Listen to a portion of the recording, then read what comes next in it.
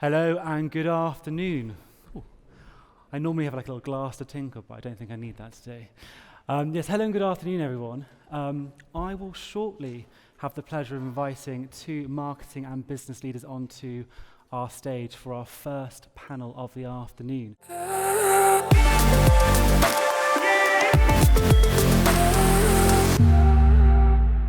Securing your first NED role, which I know a number of you are very excited to listen to.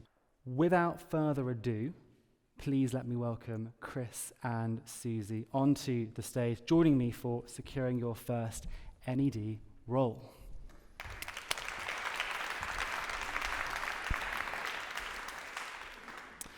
Now, I didn't get the opportunity to fully introduce yourself just now, so I'll let you do the talking in a second. But Susie is an NED for JD Sports. Chris is the same with Aviva.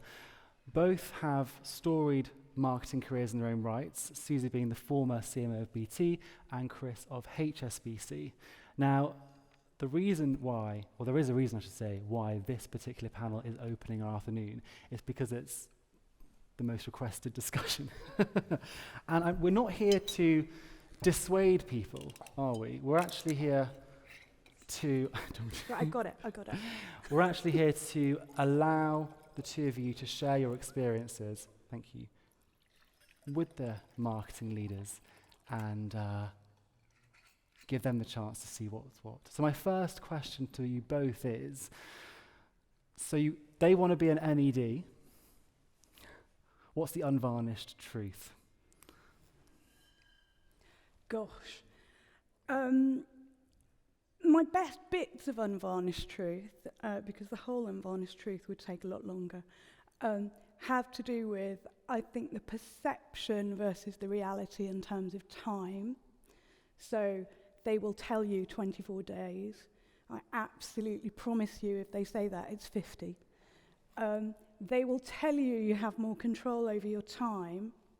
I promise that is true, except for when you don't. I've got to mention, or I wouldn't forgive myself, the increasing world of regulation and responsibility and accountability, which is incredibly sobering.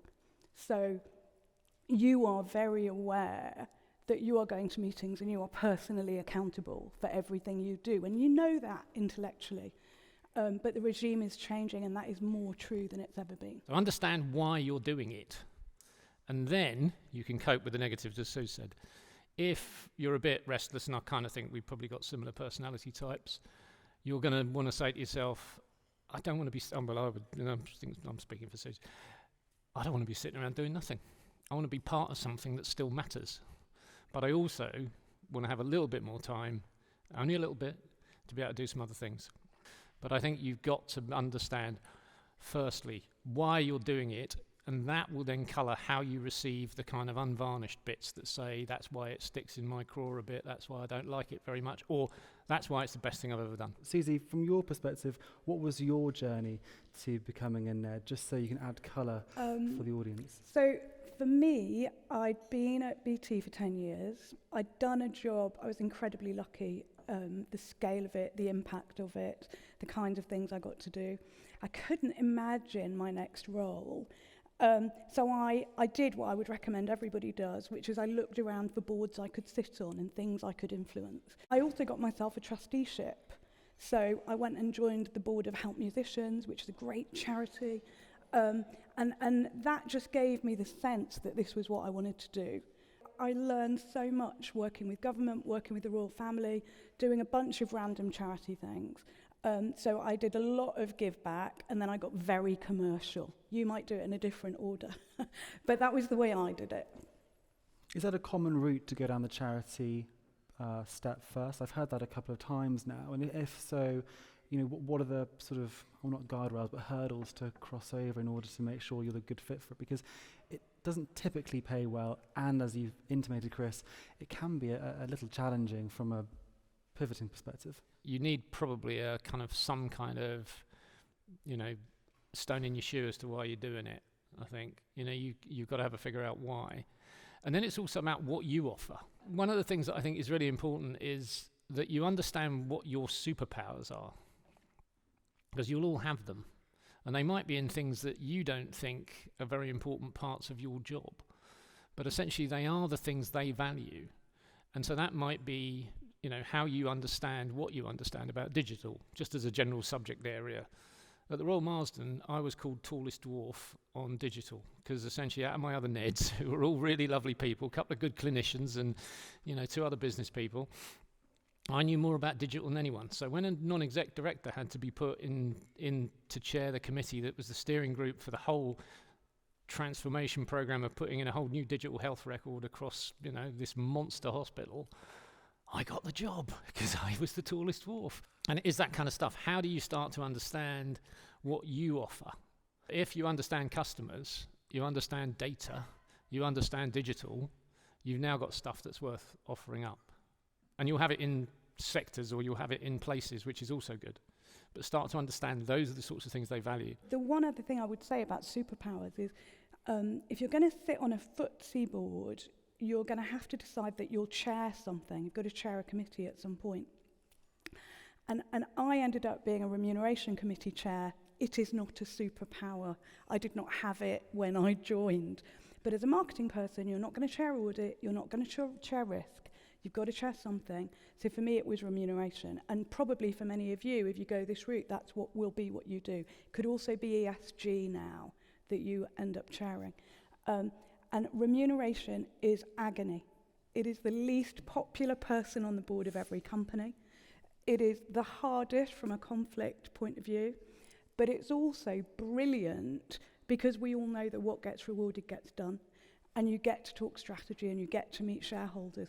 So along the way, you acquire a new superpower because you have to start chairing a committee and become known for that. How does one, when one is looking for a new position, you're talking to headhunters, you're scouring your contacts, you're chatting with people like yourselves, what should one look out for in terms of green flags that think, actually, yes, they will need a marketing NED or a marketing leader becoming an NED because they're on that customer journey? What are we looking out for here?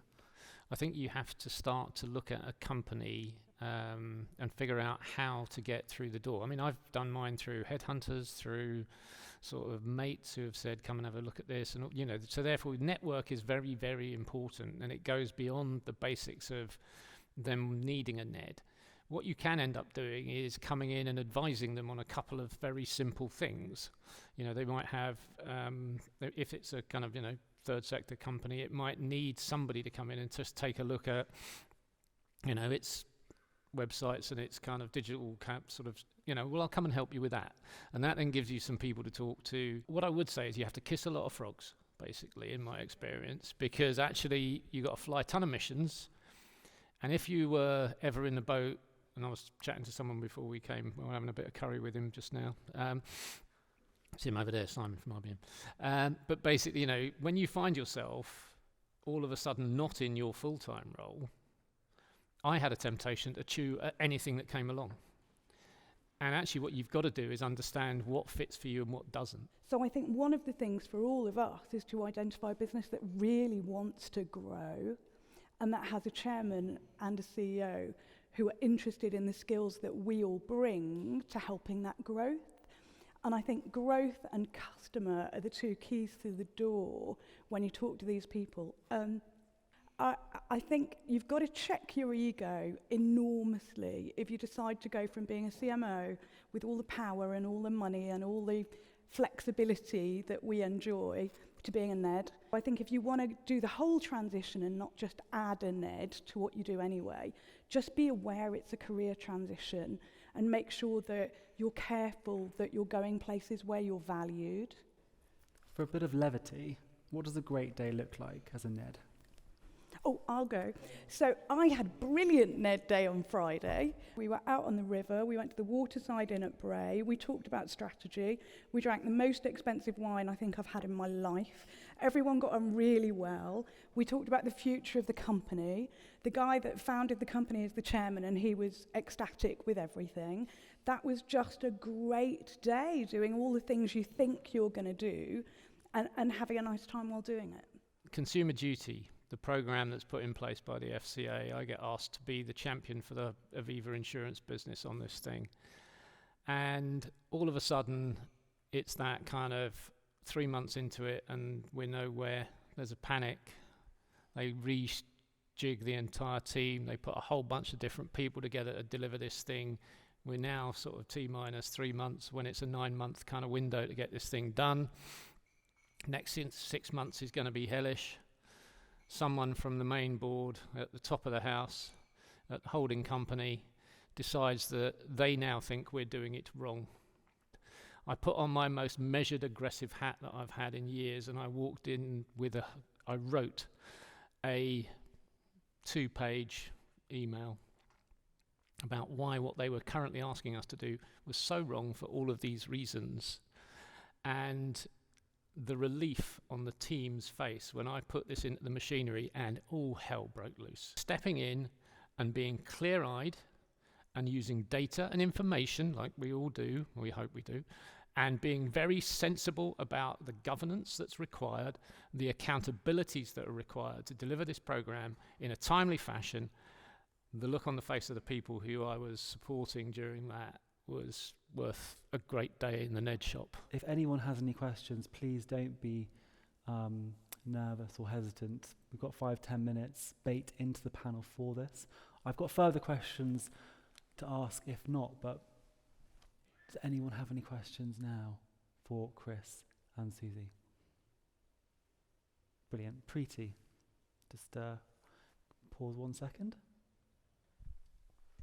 It's a question for you, Chris. You talked about this example that you just gave right now, and it's a situation that I think a lot of us face when we are in board meetings or senior exec meetings as well. How do you get that confidence to say, well, this is not the right path to take when you're representing a team who feel the same way? You mentioned the comment that you were overstepping the mark and behaving as an executive as opposed to a NED. But what gave you the confidence to do that? And what did you think about, the repercussions if it didn't go your way? You have to have the kind of moments in your kind of track record. It's almost like that sort of sports thing where you visualize kind of what success looks like at this moment. And what you shouldn't be doing is being aggressive either for the sake of it or, understand the territory and revisit what I must have revisited this email 6 times before I pressed the send button. I did not write it in a fit of pique. I think it's about making sure you feel safe on your turf and using particularly data and information and hard facts. Got time for one more question if anyone. Oh, brilliant. You mentioned, Susie, that you started by sitting on boards within your own company. And I'm curious about the range of models. Can you sit on a board within a big job, or do you have to make that cut and be pure NED? Is there a hybrid model that could be a starter? So at BT, for example, we had a diversity and inclusion board. So by sitting on that, I was just making it clear that I could do things outside marketing. So I wasn't really, although a little bit you do, of course you do, but I wasn't really focusing on marketing. I was now leading for that in the company. So that was the first thing. And then the other thing I did was I sat on boards outside the company where, for example, the chairman was asked to do something for government, and I kind of sneaked in and said, why don't I do that? You're very busy. And so I got to do that. A little bit of doing that can be transformational for you, learning and demonstrating that you can do something different. And I would always start there as far as you can. Do things within your own business that demonstrate diversity. Fantastic. Thanks both Chris and Susie. That's all we have time for, and thank you for the questions too.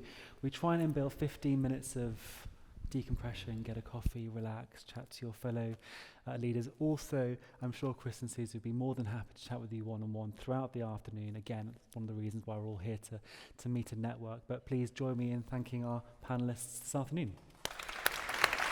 Bravo. Thank you. Bravo.